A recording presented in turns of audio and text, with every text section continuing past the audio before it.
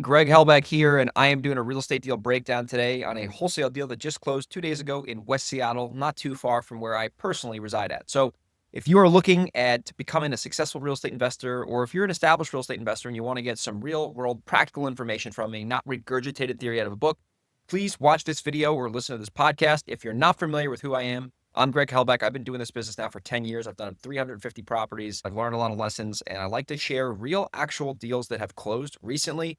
So if you're interested in that, do me a favor, subscribe to this YouTube channel, like the video. If you're listening to this on audio, if you can do me a favor, share this with someone else who you think would benefit from it, would mean a lot to me. So let's get into the deal. This was a property on 37th Avenue in Seattle, Washington. The specific neighborhood is West Seattle. The way that I found the property was literally for free. So the way that I found this lead was I went into my CRM and I saw all the properties that were vacant, and I started just calling manually one by one. And I saw there was this property, and it looked like, especially on the street view, it was banged up real good. Like, I went on Google, the thing was totally vacant, needed a bunch of work. So I'm like, let me find the owner. So I ended up calling the owner up. Super nice guy. And he's like, yeah, I'd be open to selling it. I want 600K for it. So I was like, all right, well, let's go out and meet at the property. So we met at the property like 2 days later. I walked around. It was an absolute fixer, needed a ton of work, like 150 grand, potentially needed to get knocked down. And, I ran the numbers and I'm like, all right, well, then a neighbor next door, new construction, those are worth a ton of money. This guy's lot's kind of small, but we could probably make something work. So I said, listen, if you can give me a 5-day inspection period, I'll give you 600 grand. There's a chance I might back out. Ended up getting it for 630. And I was like, I might be able to wholesale this for like 660, 670. Put it out to my buyers list, put it on Facebook.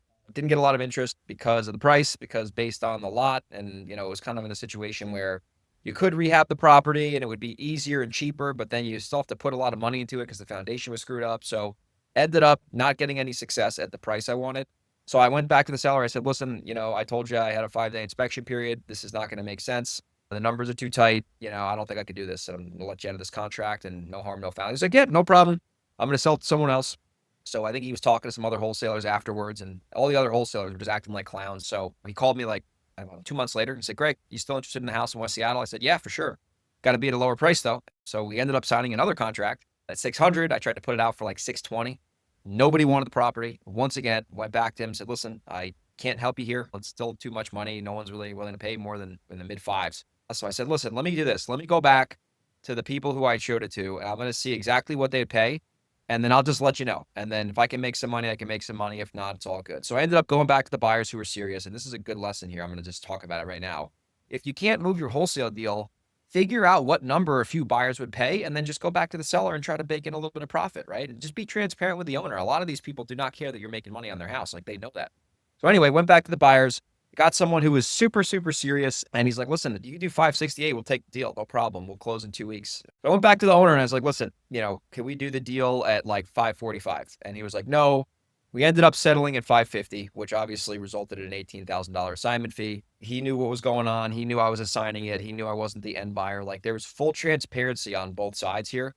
Went into escrow. I put a deposit down like a real buyer, did an assignment, a contract, and everything was wrapped up, ready to go. We ran into a little speed bump before closing. So long story short, guy had it as a rental for like 25 years. He owned this thing forever. And he hadn't had a tenant in there for like at least 3 or 4 years. So turns out there was like $4,000 in like back utility bills that were tied to the property in the form of like a lien. The owner obviously wasn't happy about that, which I understand. Like, why would you want to pay $4,000 on a property you didn't use?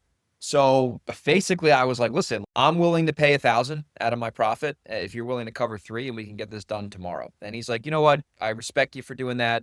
I agree to that. I don't want to pay the power company regardless, but I understand this has to happen. So the guy was pretty reasonable, and I ended up taking $1,000 off my assignment fee in order to get the deal done. So I ended up making 17 grand. So what are some lessons you can learn on this deal that you can apply in your business? Lesson number 1, be flexible, people. Don't be a complete dick. Like, I could have said, no, you need to pay the power bill 100%. I'm not doing anything. This is ridiculous. I could have been an asshole, but most likely he would have been like, well, screw this. Maybe I'll cancel. So I was flexible and I was willing to pay $1,000 out of money I really didn't need to pay. And the owner took that as a sign of me being compromisable and got the deal done the next day. So it was no problem. So number 1, be flexible on your deals. This stuff is going to happen when you're doing off-market real estate. You're going to run into stuff like this all the time. It's very common. Lesson number 2 is, if you don't want to buy it yourself, but you have the ability to close and you have earnest money deposit and you're not a complete knucklehead, Tell the seller you're wholesaling their house. Say, listen, we're going to get this under contract. I might assign this. I might buy this. I don't know. I'm probably going to assign this to somebody else, but obviously I have the ability to close if I need to. But I'm most likely going to look for an end buyer here to make an assignment fee on. If you're cool with the seller, I'm telling you right now, especially in like Seattle, where people are like, oh my God, it's so hard to do deals there. Like the owners in Seattle are super savvy. They know what's going on. So you can't really pull the wool over people's eyes. So be transparent with sellers. The only way wholesaling will still be relevant and be legit and legal is if more people are transparent about it, right? And then lesson number 3, sometimes it doesn't take that much money to get deals. This house literally came from my cell phone and me making a manual cold call and a manual text. So if you get really good at targeting properties that actually will sell, i.e. vacant properties, there's a very good chance owners are going to be willing to entertain an offer because the house was sitting there. It was vacant. Nothing was getting done there. It was just sitting there getting worse by the day. So now it's going to, go into this end buyer's hands where they're going to knock it down. They're going to develop on it. It's going to be beautiful. And it's going to be awesome to see when it's done. So those are the lessons from this deal. Be transparent, be flexible. And, if you go after good prospects that are vacant, it's a lot easier to get deals on vacant houses. So definitely target vacants. I hope you enjoyed this. If you're in Seattle and you have a house you want to wholesale to me or wholesale with me, or you're in New York or you're in Delaware, send me an email, greg@velocityhousebuyers.com, or send me a DM on Instagram at grego37. I'll see you on the next REI Deal Breakdown. Take care. Have a good day.